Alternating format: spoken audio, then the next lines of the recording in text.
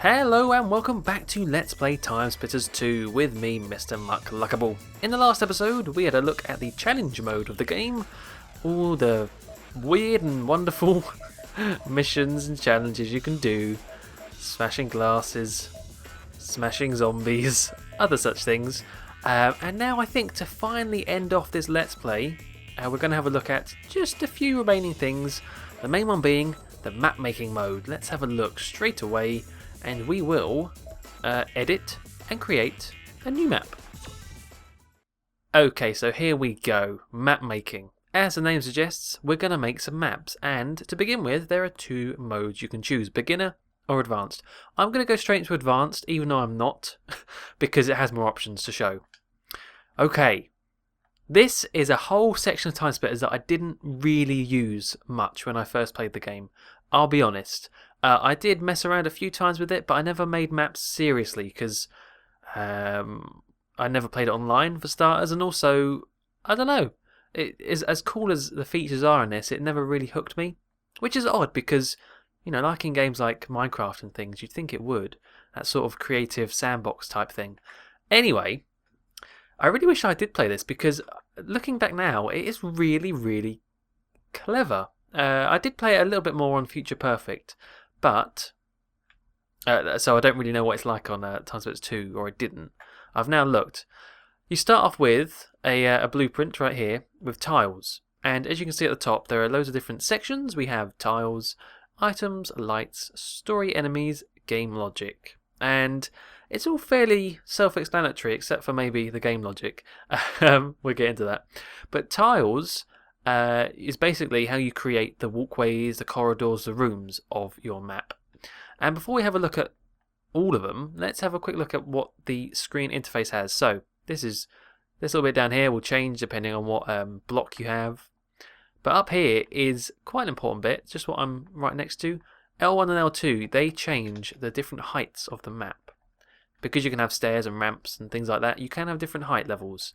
So we'll go somewhere in the middle, and we will pick something very simple to begin with. How about just a room? Now this is what is so clever. Maybe not clever. I don't know how clever it is actually, but it's just cool. You get a little preview of all the rooms and all the tiles. There you go. And also, the red lines show where the exits are. So then you can have, okay, we've got a small room there with four ways to go in. Let's have a double corridor going out, and we'll join it red to red. And you notice how the red disappears because now it's a viable entrance. Then you could maybe have, let's have a little corner, and now you can see we have delete, rotate, and place as options with the buttons. So we'll rotate it there. There you go. And maybe with I have, I don't know. What about an adapter? An adapter tile, because as you can see, this one has two colours. It has a red and a kind of light blue. You can only do colour to colour. You can't. This is what confused me when I messed around, is you can't do this. Because even if you look at that tile, let me get it bigger again. There. It looks like, okay, that's just a small entrance into a really wide one. That really wide white arrow. So that's fine. It will just go straight into the entrance. No. It's got to be colour to colour. So actually that's why they're called adapters, because they adapt the colour. So now the red's into the red, and now you can put in, I don't know, let's put in one with a bridge, which I think is on the next page. Cross. There you go. A cross bridge. And now you see they're joining up right here. And this is where you have to start thinking about levels. Because if you go up, you'll notice, this tile has still remained here. These have gone dark grey because they're not on this level. But this one's still here because it's 2 level. Yeah, there's a base level, and then when you go up, you'll see there's the walkway. Aha! So then you start doing, okay, well then we need an adapter up here to go into, I think that one's actually that's not the right one, I want that one. Then you can start having your own corridors up here. Maybe we have a little T-junction. And then it gets really confusing because then you want to start putting ramps to go back down. Well then, okay, so we put a ramp here. But I think you have to do it. Ramps are a bit weird. They confuse me because you have to do them always going up. You can't go down. So if I want to connect to this one, I have to go from here and do it like that. I think. I think they're now connected, maybe? I don't know. We'll see. We'll see, because... oh, God. No, that one's going down. You see, now we've got another layer. So, it does take a little bit of working out, and that's why I've actually made a map already. I'm doing a Blue Peter. Here's one I've made earlier. But before I show you that, and by the way, it's nothing special. I just put together a little... just to show you how it can all connect together. But the tiles, have a quick look at the tiles, because in case you're interested, it's all kind of like Lego bricks, to be honest. Corners, T-junctions, bigger T-junctions, rooms, and then you start getting into more complex ones with... and it also shows you the levels as well. Yeah, because these ones have got 2 different levels. They've got ramps. They got... yep. And then we go on to the next page. You've got massive rooms like this. Holy moly. More with ramps. Loads more. There you go. Trench ramps. Look at this. I mean, man.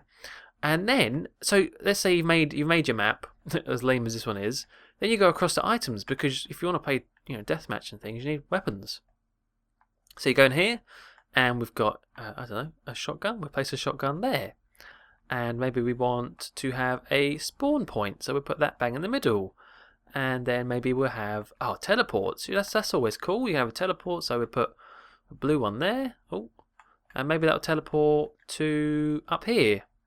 And we'll put the second one there. What else have we got? Power-ups, kind of obvious. Health and armor, bases, bags for capture the bag, objects, in case you want to put a sentry gun or an auto gun or a crate. We'll put a crate there. There you go. And zones for other kind of arcade modes, keys, all types of stuff. Really. Where's some shotgun ammo? There you go. Put some ammo up here. And as you can see, as we're doing this, you'll notice that white bar up there says free. It says that because it represents the memory of the map. You have so much memory you can use before it runs out. So it's a limitation, basically, because you can't have massive maps. So as you spend more and more, you have to be kind of careful about how much you've got left. Lights is the next tab. Kind of obvious. You can colour your lights. So we could have a nice blue one. Oh, whoops. And we can also make it flicker, fast, give people seizures, or we can make it switch on and off, make that a bit slower, or we can make it pulse, make that very slow. Yeah. Now once you've done that, you can exit and you can start colouring the rooms. So we make that one blue, and that one blue, and let's go down or up to that one. Okay. Story enemies is putting enemies in the map, and this is where it starts to get a little bit complex. Not as much as game logic, but in here you have things like okay, so enemy 4, we can make him we'll call him Joe, EJ. There's Joe, and he can be represented by Sergeant Shock. He can have a Soviet rifle, and he can... And this is where, look, you can start saying, okay, well, he can spawn and try and attack me. He can just wait there. Or we could get him to patrol. We'll get him to patrol. And then we can place him on the map. Can I? Yep. Let's put him right behind me when I spawn. So yeah, that's how you get enemies in there. And also, this is where I get lost. Because game logic is very... That's how you make proper games. If we have a look. You've got triggers and actions, so then you could start thinking, okay, let's have a trigger of when I kill Joe, when he gets killed, maybe another enemy can spawn. No, maybe not, I don't know. See, maybe actually a timer can start. Yeah, a new timer can start. And that can reach 30 seconds. I think this is how this works. All of these done. Maybe? Show actions. I'm done. Select action. I don't know what's... Alright. Obviously this bit is not in the beginner mode. It's only in the advanced. But yeah, I'm just gonna leave this, I think, because I'm not even sure how you add it. I think anyway. Alright.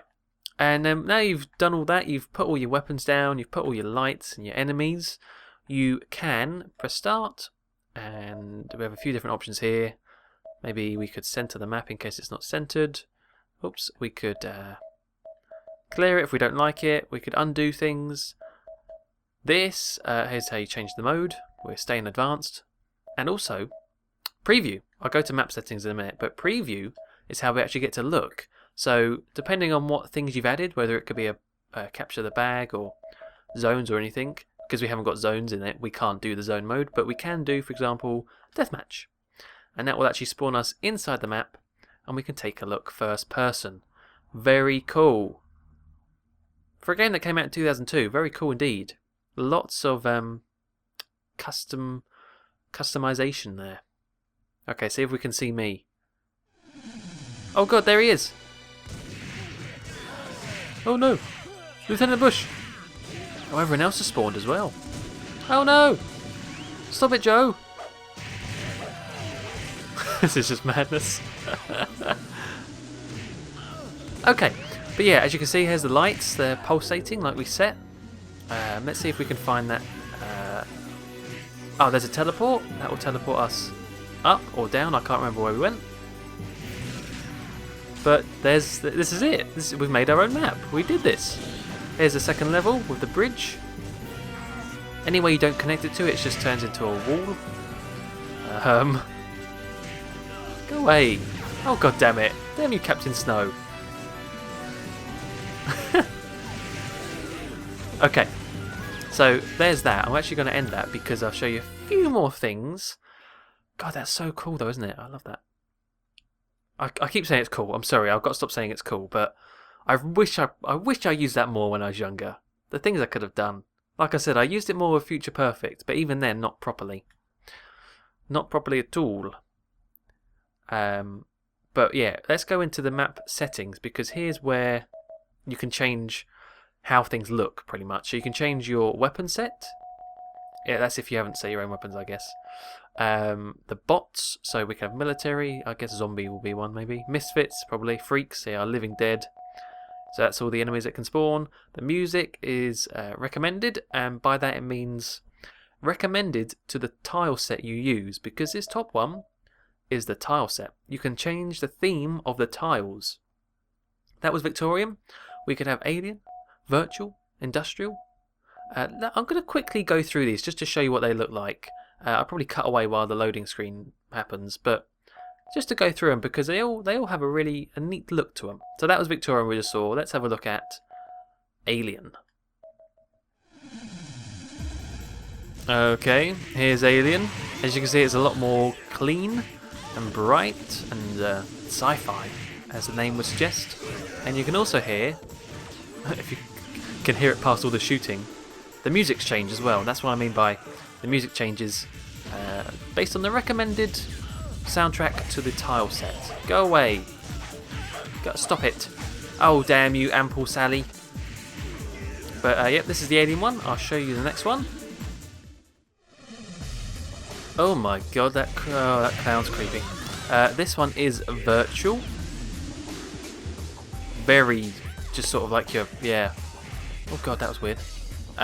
In some sort of VR, virtual reality type thing. The Matrix sort of. Does that explode? Don't know. But funky music as well. All very blue. I think there's one more left, and that is industrial.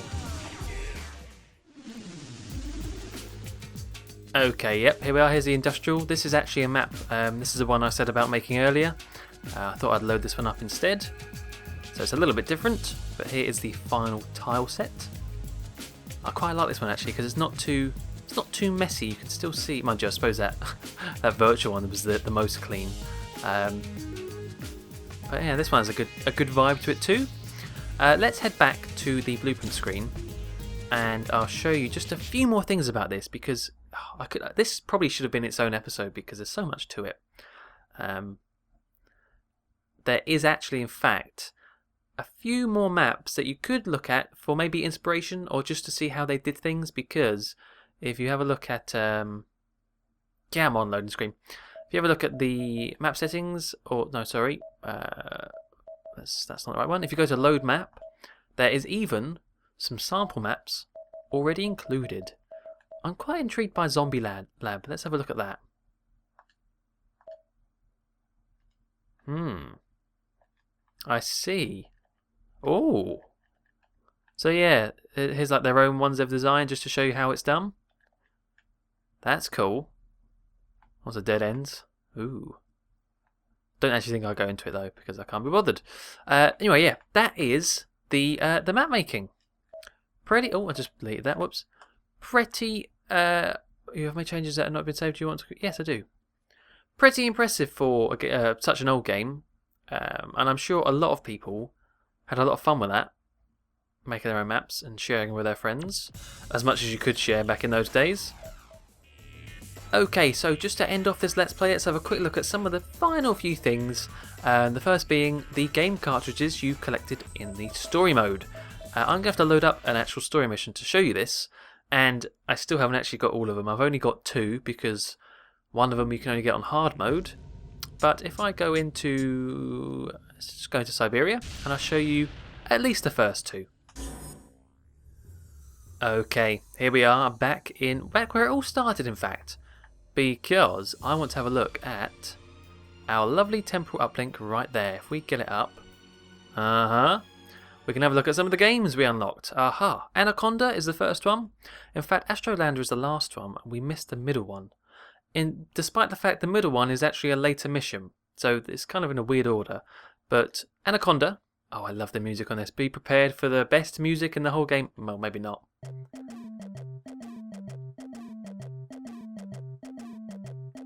Oh crap. I didn't pay attention, I was listening to the music. Let's try that again.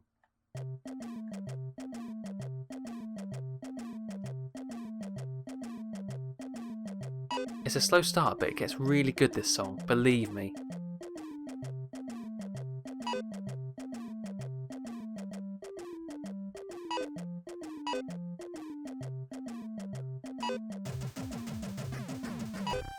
Oh yeah.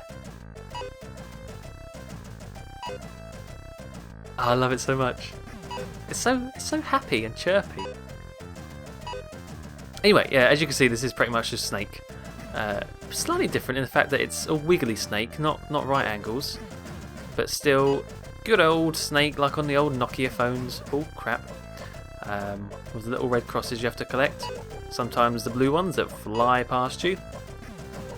Yeah, and obviously you can't do things like this, otherwise you die. Really kind of random, but if you like Snake, you can play it. Astrolander, I hate this one so much. Hate it. Astrolander is a little based on a very old one. I think they're all based on sort of old games. Oh, see, I've failed so quickly. Where you have to try and land your ship without blowing it up. No. God damn it.